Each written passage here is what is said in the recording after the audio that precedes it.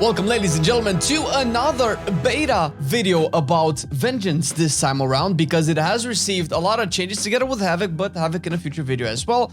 And we will be taking a look at it since Vengeance is a part of a class that never had talent trees before, the Demon Hunter, of course. And the changes are, well, let's just talk about it real quick. But before we go, we do these videos daily, and we have a bunch of other stuff like TLFs, like podcasts, like a new series that has started with main talks about different classes and what you could main and why you should main in Dragonflight, plus other things in the future to come. And if you want to support us, you want to see more of it, consider hitting that like, subscribe, and enable those notifications. This will, of course, pump the video up to more people. It will help the video grow and, you know, return the love to us as well, and also will increase the size of the channel, which is also really good. It helps us make more of this content in the future. Thank you. Suck Vengeance Demon Hunter. Now, in the general talent tree, not a lot of things have changed. It's kind of more or less the same, although there are a bit more paths that you can take and, you know, less restrictive as with all talent trees as they kept getting iterated upon during the course of Dragonflight beta. So that's good to see. Now, demonic has kind of been fixed. If you are playing the beta and you have access to it, you can actually play demonic properly with Vengeance as well. And demonic origins has also been buffed, since it was at a choice note with demonic and it was never going to be competitive in the old form. Now it increases your versatility during metamorphosis, I think by 10%, unless this will be changed in the future, and reduces the cooldown of metamorphosis by 1 additional minute, making the big meta a 2-minute cooldown, down from the 4, which was also a little bit bigger than normal, but it's fine. 2-minute meta is not that bad, considering how strong defensively, at the very least, metamorphosis is for Vengeance Demon Hunter.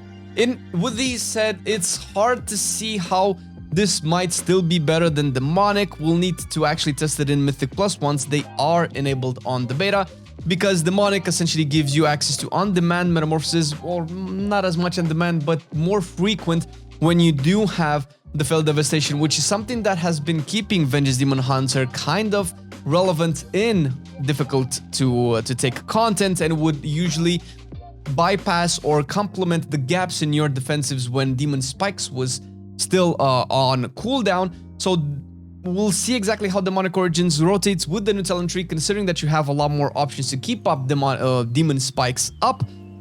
So yeah, it's contentious. Demonic is probably still gonna be better, but don't quote me on that. We'll see exactly once we can test it in difficult content.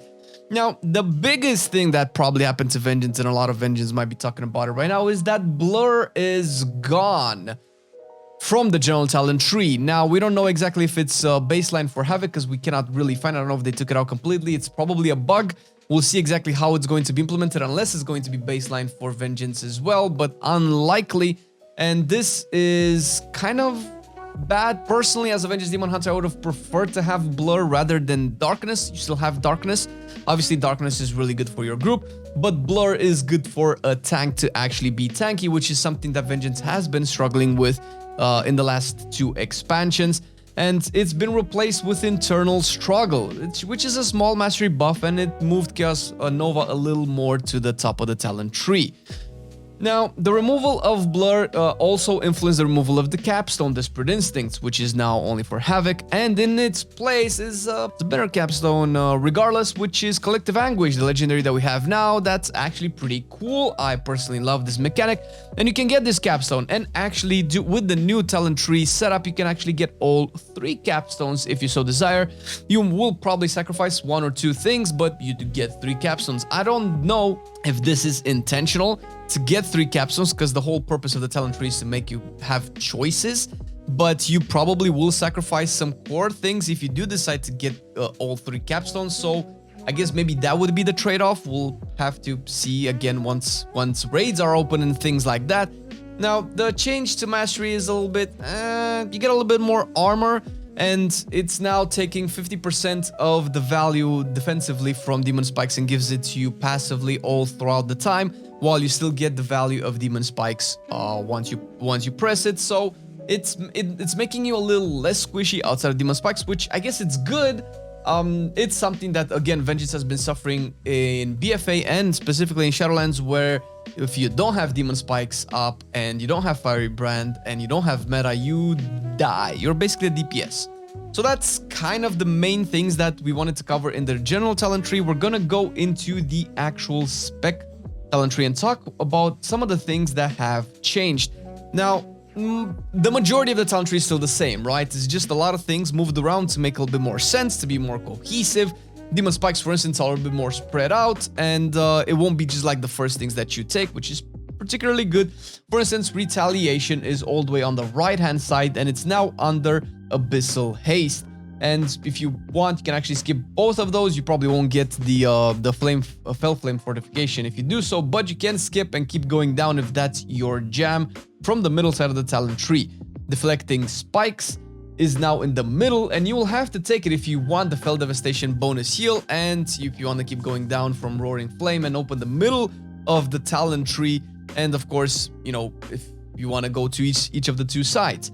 Agonizing Flames has replaced Sigil of Chains, and Sigil of Chains was moved all the way to the far right side of the talent tree, and it's essentially an optional choice. You don't have to take it if you don't want to, which is good because it's pure utility.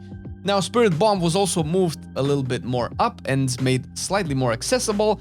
Feast of Souls is skippable because it kind of sucks, although it does come out of Fracture, but so does Spirit Bomb for that matter.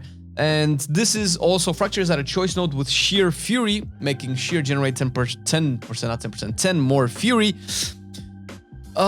This is still a problem that I don't see the devs noticing what the problem is, because Fracture is never going to not be taken. First of all, it's rotationally better to do. Second of all, it generates two resources. It first of all generates Fury. Second of all, generates Soul Fragments. And Soul Fragments are so important, especially here in the Soul Fragments part of the talent tree. Something that Sheer doesn't do, never did, and unless it does so in the future, you'll never not take Fracture. This is a problem with Fracture that I think should either become baseline, or Sheer should get some massive improvements to its functionality, because spamming Sheer as a tank is egregious. It already sucks as a prot warrior to spam Devastate, a more or less filler talent that kind of interacts with your resources a bit. And that's why probably prot warriors will always take the whatever replaces your baseline spammy ability, and that's why Vengeance has always took whatever replaced their baseline spammy ability. So there's plenty of arguments, there's plenty of examples there to actually make this change. I hope we see this sometime in the future. I don't know if it's going to be now, because changing this mechanic might impact the talents quite a bit. Soul Furnace is in the old spot of Spirit Bomb, and now it buffs it as well, and not just only Soul Cleave, which is good and likely still makes Soul Cleave even less of a priority in your rotation if this is the case.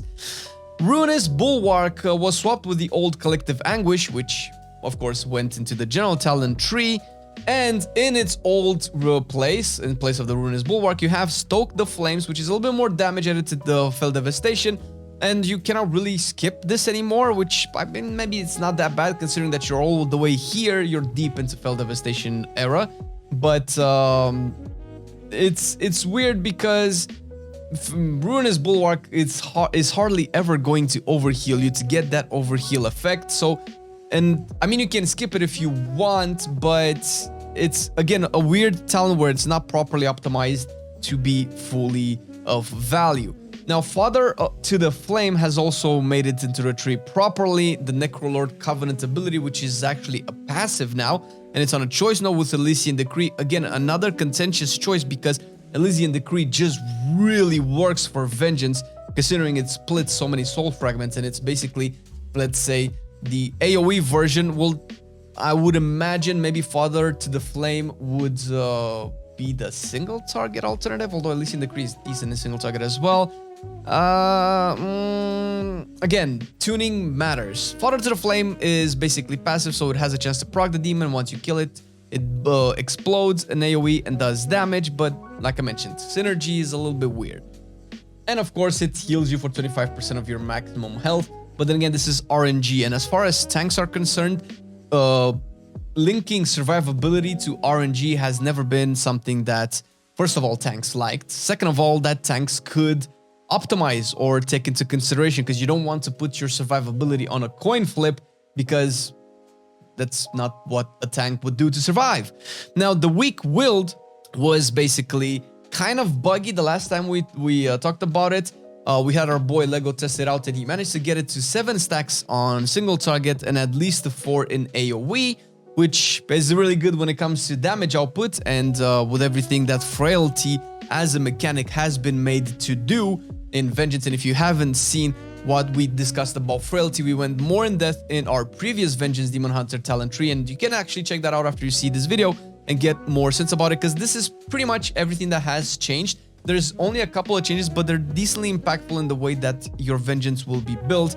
So first of all, right now, you'll stay overall in your Metamorphosis a lot less time than what you are used to right now. Let's say in Shadowlands with a tier set, which is what builds towards Vengeance being able to tank and do high-level content, at least in AoE and Mythic Plus. But you are maybe a little bit more tankier outside of big mitigation abilities, which is good. It's something that tanks particularly like, especially when your mitigation is on a cooldown basis and you have to rotate it and you cannot maintain high uptime on it. Although with Feed the Demon, who knows? And then again, Feed the Demon has been an interesting concept for Vengeance ever since it was released in Legion, and now with options where you can actually take it, and you might have to, especially if you want to get to Last Resort, which is the cheat death. You will take Feed the Demon, and if you do take Feed the Demon, you'll probably get as many soul fragment generators as possible, especially if the content is difficult. And since Feed the Demon was always a very competitive choice to make and never really pulled ahead, especially in terms of damage dealing, it was never really taken in past expansions, but now it could be, which would increase the uptime on demon spikes, making you overall tankier. So we will see exactly how this, I cannot wait to test it out in Dragonflight, because I am excited about Demon Hunter, and I'm excited about Vengeance, because Vengeance will essentially dictate if I would consider Demon Hunter as a potential main, since I am looking to choose a main for Dragonflight. And Demon Hunter has kind of been on the radar, slightly under the radar, but we'll see exactly what Havoc has in store. And with this, we'll leave you guys to continue browsing our wonderful library of videos that you can check about pretty much everything beta or tier lists or podcasts and everything like that. Thank you for watching the video. See you next time. Love y'all. Peace. I've been loving it then, I still love it now. Still, I play WoW. Still, I play WoW. Getting better every day, let me show you how. Cause still, I play WoW. Still, I play WoW. It's getting harder to stay, but at the end of the day, it's a guilty pleasure, so just log in and play. Whether it's classic or retail, I'ma do a /bow. Still, I play WoW.